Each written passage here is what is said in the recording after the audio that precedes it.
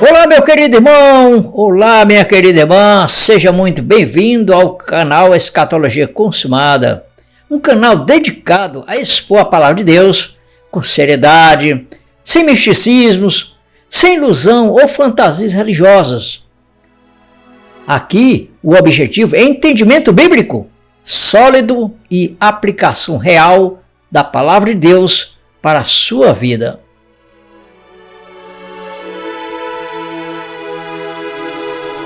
Nosso tema de hoje é templos feitos por mãos humanas, ou seja, templos feitos por homens não definem a igreja de Deus.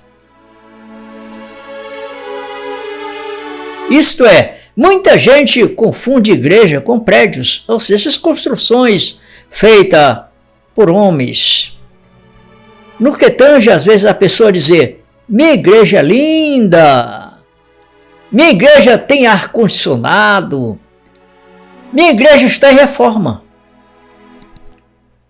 Mas, quando o aluguel aperta, quando o templo fecha, quando a congregação precisa mudar de endereço, aí nós entramos dentro da realidade. Por quê? Muitos entram em crise. Uai, acabou a igreja? Deus saiu daqui? Mudou de endereço? Muitos se acham que perdi a cobertura espiritual?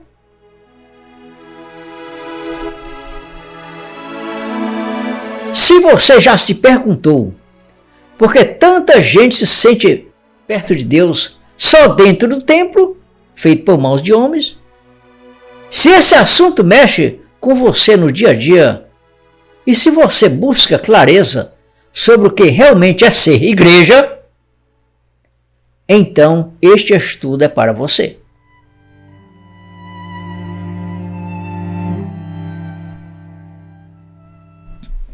Meu prezado irmão, minha prezada irmã, na prática do dia a dia, muita gente mede sua vida com Deus pelo lugar em que frequenta.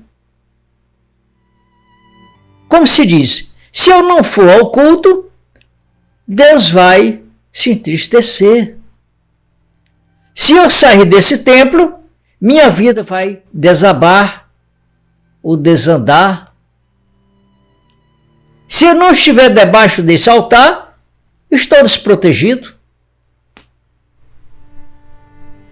Isso gera culpa, gera medo e dependência religiosas de templos feitos por mãos humanas.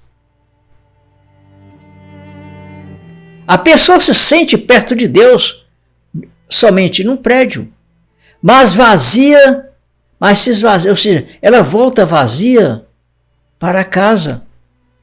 Se sente, na verdade, em si. Ou seja, nessas questões, os relacionamentos se quebram por causa de placa de igreja. Muitos relacionamentos, se quebram por causa de placa de igreja. Porque uns dizem assim, minha igreja que é mais correta, minha igreja é a certa. A minha igreja é que, na verdade, é a igreja de Cristo. Aquela igreja tal, aquela igreja, e assim sucessivamente. Então vejamos, há muitas disputas de lideranças e brigas por posições, por questões financeiras. Portanto, quem de fato é a igreja verdadeira? Enquanto a vida real continua cheia de ansiedades, conflitos familiares e pressão no trabalho. Portanto, meu prezado irmão e minha prezada irmã, fique até o final do vídeo, que este estudo vai ser centralizado dentro de uma contextualização bíblica. Isso vai mexer diretamente com você. Isso vai mexer diretamente com a nossa vida espiritual.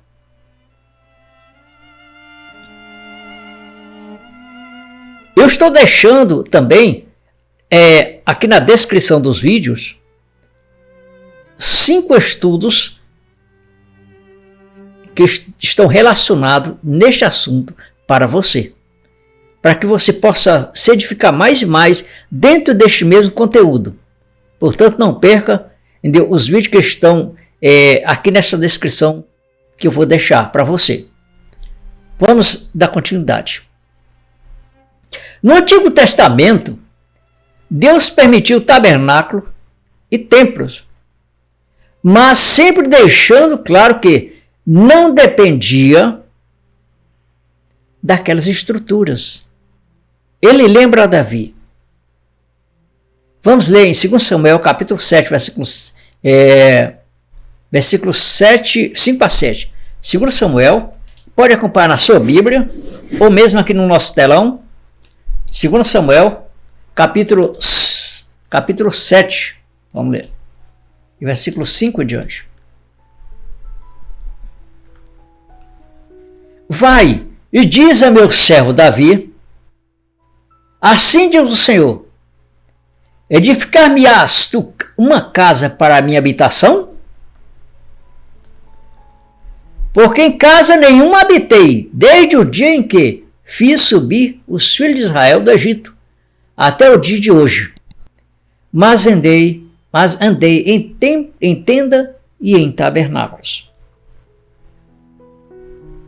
Mais tarde, por meio dos profetas, Deus reforça, através do profeta Isaías.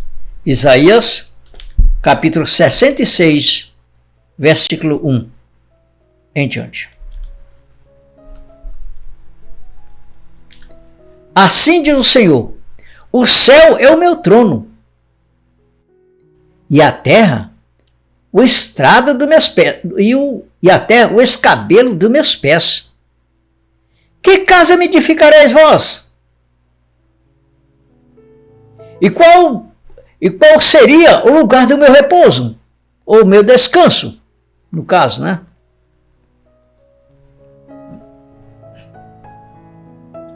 Portanto, o templo existia como sinal pactual para Israel. Era um pacto de Deus com eles. Não como um endereço físico de Deus, como se Deus ali estivesse limitado. Não. A estrutura era pedagógica. A presença verdadeira de Deus sempre foi maior que qualquer construção humana. Estevão, vamos falar sobre Estevão. No ápice do conflito com o sistema religioso de Jerusalém, declara algo frontalmente sobre isso. Vamos ler isso. Em Atos, capítulo 7, versículo 48, que nos diz: Mas o Altíssimo não habita em templos feitos por mãos de homens, como diz o profeta. O céu é o meu trono, e a terra o estrado dos meus pés. Que casa me edificareis? Diz o Senhor. O qual é o lugar do meu repouso?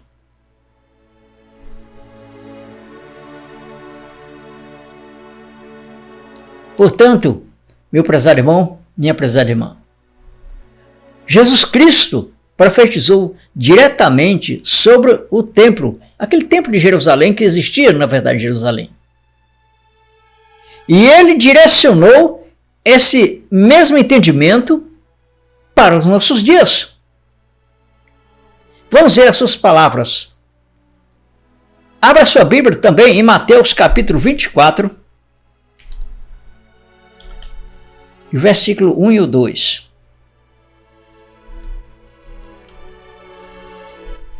E quando Jesus ia saindo do templo, aproximaram-se dele os seus discípulos para mostrarem a estrutura do templo.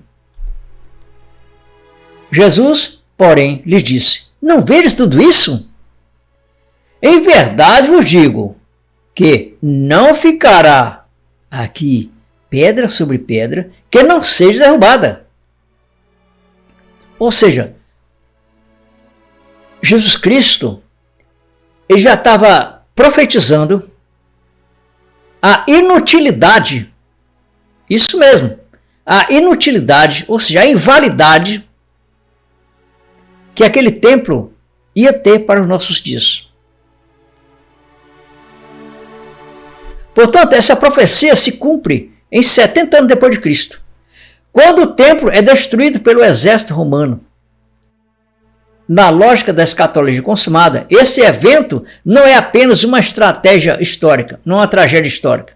É um marco visível de que o sistema antigo da lei do templo, dos sacrifícios, do culto geográfico, chegou ao fim. E a nova aliança está plenamente estabelecida. O Senhor Jesus Cristo, ele deu uma grande ênfase para o que estou falando a respeito de templos físicos feitos por mão de homens. Que ou seja, a questão do templo, ela teve o seu período pactual. Não foi agora que vem se estabelecido na nova aliança, não. Isso foi para o templo da lei de Moisés, dentro daquele pacto. Que da qual, para os nossos dias, nós vamos ver dentro dos escritos bíblicos, dentro de um contexto, ainda dentro desse estudo bíblico que nós estamos fazendo, qual é o que define ser igreja de Deus. Portanto, vamos ver as passagens das próprias palavras do Senhor Jesus Cristo, o que ele disse a respeito, ainda naquele tempo, referência ao templo, e o que diz respeito ao que seria para nós hoje. Em João, abra sua Bíblia em João, capítulo 4, vamos ver o versículo 19 em diante. Disse-lhe a mulher, ou seja, Jesus falando com a mulher samaritana ali próximo ao poço de Jacó. Vejo que és profeta. Ou seja, a mulher que está falando para Jesus, é o contrário do que eu falei. Aí continuando. Nossos pais adoraram neste monte, e vós dizeis que é em Jerusalém, o lugar onde se deve adorar. Ou seja, a mulher, ela sabia claramente que ali em Jerusalém existia um lugar de adoração limitado, e sim, limitado. Nós estamos falando de limites. Bem claro, lá existia um lugar que eles o adoravam a Deus, um lugar confinado, um lugar que era até mesmo restrito ao povo de Israel. E ela sabia disso, e ela está falando para Jesus. Nossos pais adoraram neste monte, e vós dizeis que em Jerusalém é o lugar onde se deve adorar. Agora vem, disse-lhe Jesus, mulher, crê-me que a hora vem. Olha, ele já está falando de um futuro. E esse futuro estaria dentro da nova aliança com o qual nós estamos vivendo, que é a graça, que é o tempo da graça de Deus. Nós estamos vivendo a graça de Deus. Disse Jesus, mulher, crê-me que a hora vem, em que nem neste monte, olha, e nem em Jerusalém adorareis o Pai. Ou seja, não tinha um lugar definido. Aquele templo ia cair, que nós lemos ali em Mateus capítulo 24, versículo 1 e 2, que o templo ia cair, ia ficar pedra sobre pedra. Aí continua Jesus Cristo. Vós adorais o que não sabeis. Nós adoramos o que sabemos. Por quê? A salvação vem dos judeus. Continua. Mas a hora vem, isto é, a hora que vem será a nossa hoje. Estando dentro do pacto da graça, da nova aliança, e sendo instruído como você está sendo instruído no evangelho da graça de Deus. Continuando. Mas a hora vem, e agora em que os verdadeiros, ou seja, olha só, essa palavra é pesada, em que os verdadeiros adoradores adorarão o Pai em espírito e em verdade. Porque o Pai procura, olha, ele procura. Não é você que procura saber como, ou seja, fazer uma adoração, quem sabe até que nem Caim fez. Não. Na verdade, Deus procura os verdadeiros adoradores. Mas, na verdade, isso não define quem está em um lugar ou outro ali, numa denominação, seja quem for, que seja não seja verdadeiro. Não. Na verdade, Deus é quem define através do coração. A Bíblia diz que Deus conhece o coração. Vamos ver até essa passagem, segundo Samuel, se eu não me engano, e Deus conhece o coração, né? Segundo Samuel, vamos ver agora mesmo. 1 Samuel 16, versículo 7. Vamos lá. 1 Samuel, capítulo 16, versículo 7. Eu gosto de comentar essa passagem nessas questões, por quê? Para que nós não, nem você, nem eu, nem quem nem quer que seja, passamos a julgar alguém precipitadamente por um tipo de religião. Não. Nós somos filhos de Deus porque Deus, Ele te conhece, Ele me conhece, e Ele, na verdade, é quem diz através do Espírito que você é filho de Deus. Nós vamos lá ler isso aí agora. Primeiro vamos ler isso aqui. Porém o Senhor disse a Samuel, não atendes para a sua aparência, nem para a sua grandeza, para a grandeza da sua estatura, porque eu tenho rejeitado. Porque o Senhor não vê como vê o homem, mas pois o homem vê o que está diante dos seus olhos. Viu? Porém o Senhor olha para o coração. A comunicação de Deus com você, comigo, é através do nosso espírito, sim. Porque os filhos de Deus não são os filhos da carne. Nós já podemos conhecer isso dentro da palavra de Deus, ali através de Gálatas e assim sucessivamente.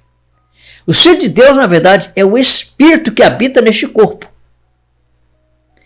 E ele se comunica através do teu Espírito e te diz que você que é filho de Deus. Portanto, os verdadeiros adoradores estão, na verdade, adorando através do Espírito. Isso não quer dizer que você não possa ir em qualquer lugar. Nós podemos adorar de qualquer lugar, até mesmo entre quatro paredes. Mas a igreja não se define pela estrutura, isso que é. A igreja não se define pela estrutura humana. Está bem claro, não está? Não se define pela estrutura humana. A igreja são vidas. Isso mesmo, vamos ver isso. Em Romanos capítulo 8, versículo 16. Olha o que diz. Olha bem. O próprio Espírito, que é o Espírito de Deus, testifica com o nosso Espírito que somos filhos de Deus. Portanto, o ser filho de Deus não é o que te define ser um religioso. Não é o que te define por uma placa de igreja. Não é o que te define pelo que você tem, que você deixa de ter. Ou pelo que você faz, o que deixa de fazer. Não. O que define você ser filho de Deus é o testemunho do Espírito de Deus no teu espírito. Agora vem algo importante. É o versículo 14, que diz que os filhos de Deus, na verdade, eles são guiados, sim, pelo Espírito de Deus. Porque o Espírito de Deus vai te guiar na palavra. Amém? Mas na palavra de Deus, o que está escrito. Dentro do entendimento, dentro de um contexto, dentro da espiritualidade. Dentro da verdade.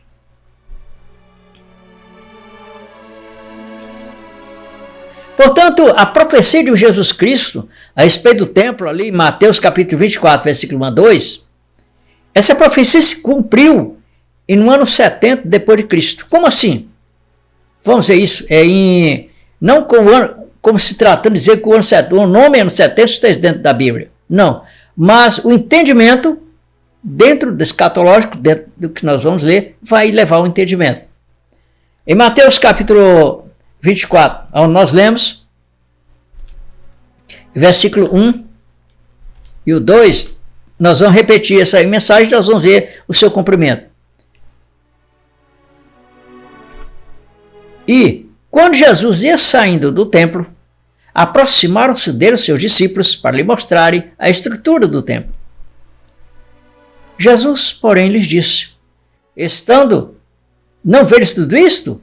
Em verdade vos digo que não ficará aqui pedra sobre pedra que não seja derrubada. Vamos ler mais um pouquinho aqui. E estando assentado no Monte das Oliveiras, aí vamos ver o que vai acontecer. Chegaram-se a ele os seus discípulos, em particular dizendo, diz-nos, quando serão essas coisas? E que sinal haverá da tua vinda e do fim do mundo? Olha só, é o que você quer saber.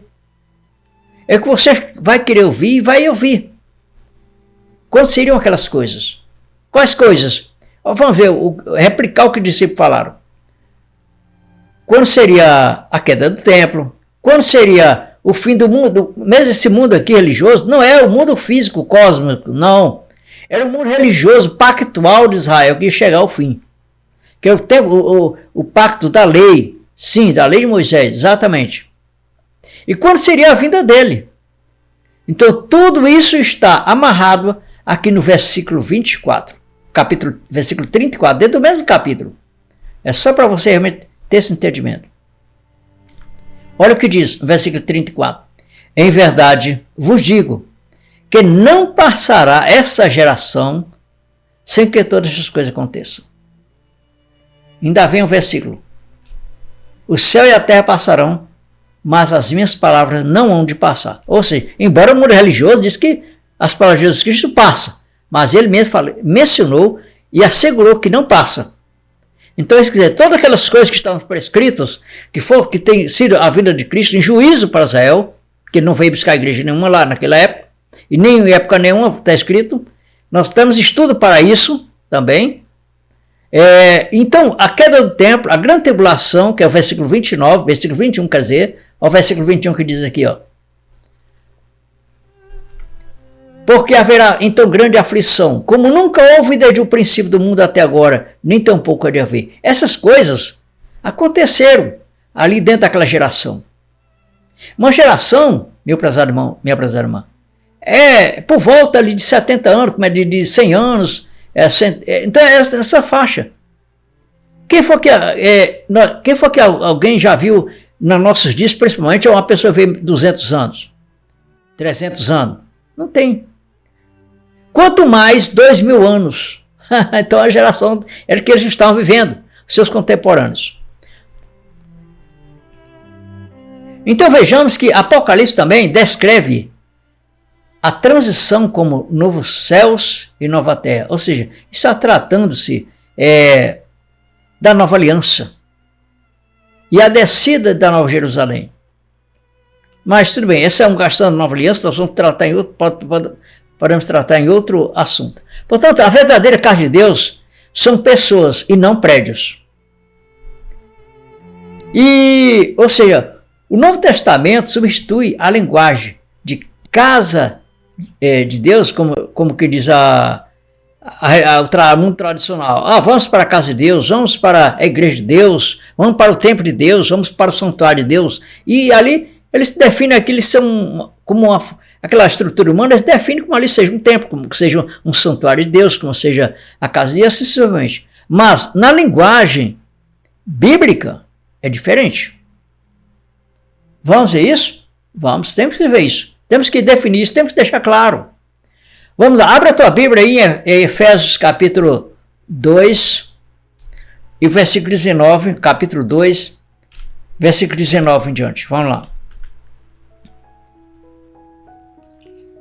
Assim que já não sois estrangeiros, nem forasteiros, mas concidadãos dos santos da família de Deus, edificados sobre o fundamento dos apóstolos e dos profetas, de que Jesus Cristo é a principal pedra da esquina. Olha bem, no qual todo o edifício bem ajustado cresce para templo santo no Senhor. Então a igreja de Deus é uma igreja viva. Nós estamos vendo dentro da palavra de Deus, bem claro, sem rodeio, sem misticismo, sem ilusão, sem fantasia, qualquer fantasia religiosa que te faça iludir algo que não é real. Não, nós estamos realmente passando algo bem dentro da palavra de Deus, concentrado com toda a lealdade. Portanto, vamos ver em outra linguagem aqui da palavra de Deus, que diz o seguinte, 1 Pedro, capítulo 2, versículo 5. Olha o que nos diz. Vós também, como pedras vivas, sois edificados casa espiritual. É você mesmo que está me ouvindo.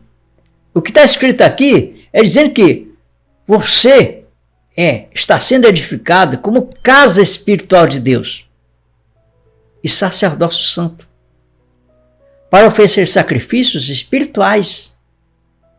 Espiritual, isso não quer dizer que você tem que pegar o seu carro, a sua casa, o seu dinheiro e passar para um líder religioso. Isso não é sacrifício espiritual.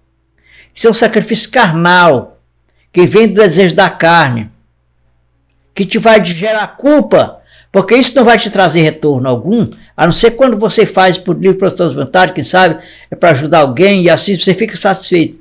Mas esse caso aí, isso te gera frustração, porque Deus não vai te retribuir por isso. Porque na verdade, você está se sacrificando por algo que você não é recomendado a fazer. A menos que Deus esteja no seu coração dizendo que você tem que fazer aquilo de livre e espontânea vontade e que não tem nada a ver com cunho religioso. Ainda tem isso. Porque quando se trata de cunho religioso, quando se diz que a palavra te ordena que você faça isso. Como por exemplo, Malaquias capítulo 3:10. É a ordenança para você sobre dízimo? Nós temos estudo para isso. Portanto, isso seria de cunho religioso.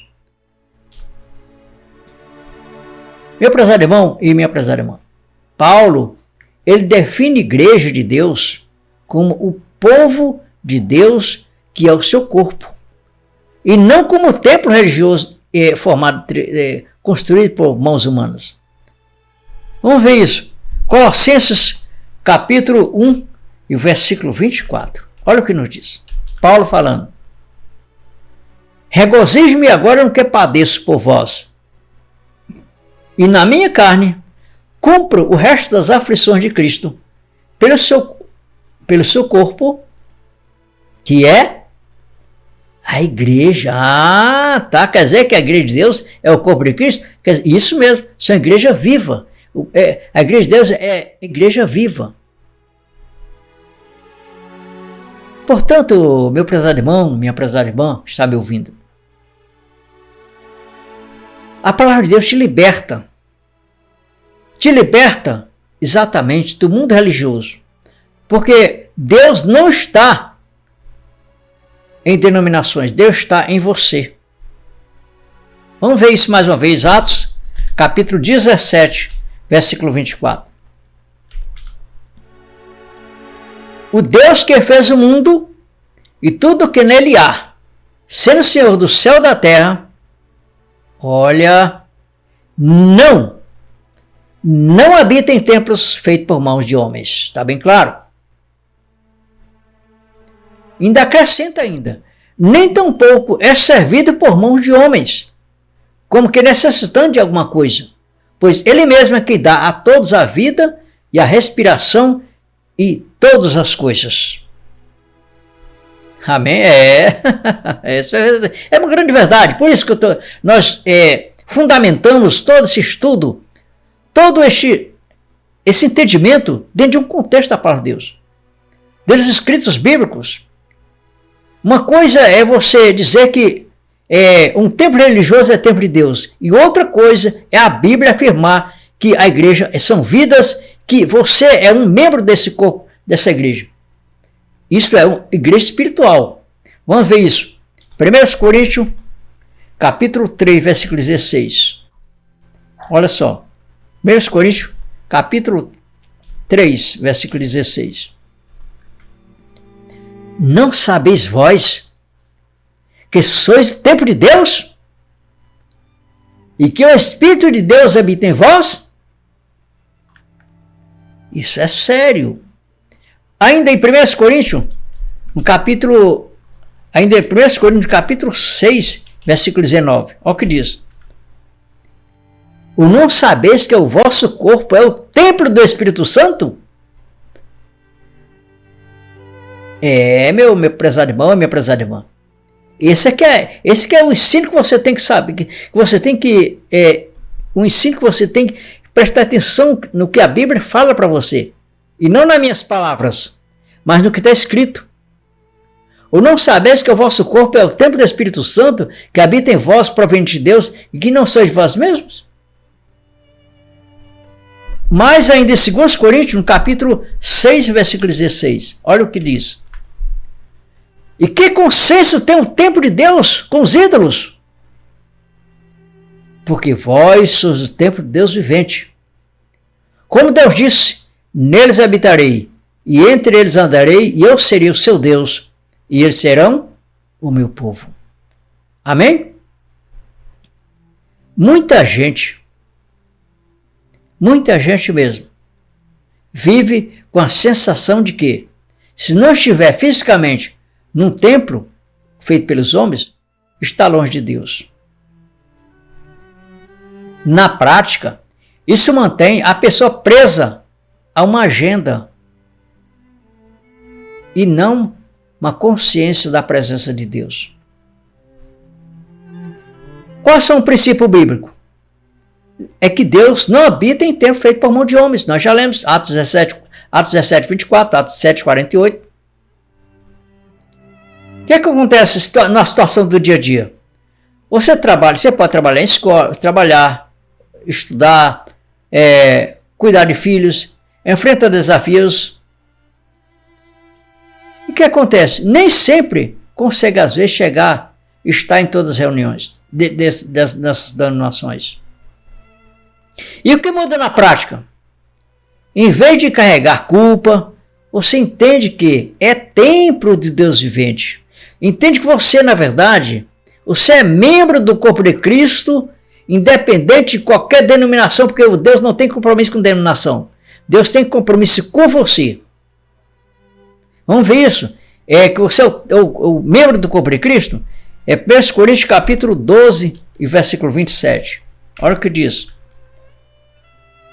Ora, vós sois o corpo de Cristo e seus membros em particular. Amém? Isso é real. Portanto, em vez de carregar culpa, você entende que, na verdade, como eu expliquei, que você é o templo de Deus vivo. Você, na verdade, é um membro desse corpo, aonde você estiver.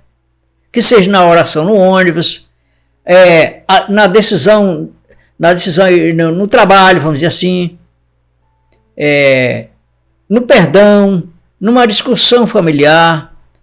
Então, quer dizer, dentro de casa, seja onde você estiver, Deus está com você, porque você é que é o templo do Espírito Santo. Amém? Sim, amém. Na prática, isso significa que sua comunhão com Deus não começa no culto e não termina na porta da igreja, não. Deus é definitivamente morando neste templo, que é um templo vivo. Exatamente isso. Amém? Portanto, meu prezado irmão, esse estudo, ele te lança fora, ele te deixa fora do misticismo, te deixa fora da ilusão, te deixa fora exatamente do mundo religioso, que às vezes chega com muitos argumentos que às vezes você pode se sentir até manipulado, entendeu? Por questões de fantasias religiosas. Fantasias porque nada é real. Que muitos se tratando de dizer que o templo de Deus é um templo feito pelos homens, não é real. É uma fantasia, na verdade em si.